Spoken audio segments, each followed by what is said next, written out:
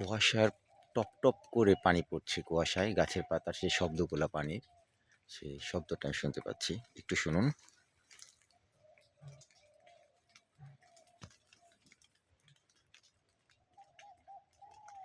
দেখছেন প্রচন্ড কুয়াশা, এবং এই কুয়াশার কারণে গাছের পাতার সাথে কুয়াশা লেগে পানিগুলো টপ টপ করে নিচে পড়ছে।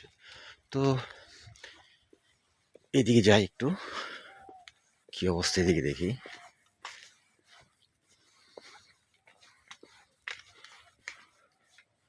এখানে একটু ফাঁকা জায়গা, অন্ধকারে কিচ্ছু দেখা যাচ্ছে না পুরোটাই।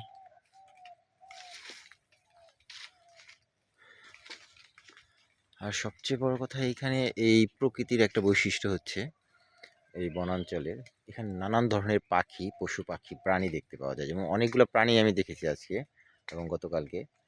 প্রত্যেকটা আমি নামও জানি না, এবং অনেক প্রাণী আছে আমি প্রথম দেখেছি। এখনো কিছু শব্দ শুনতে পাচ্ছেন, দেখেন।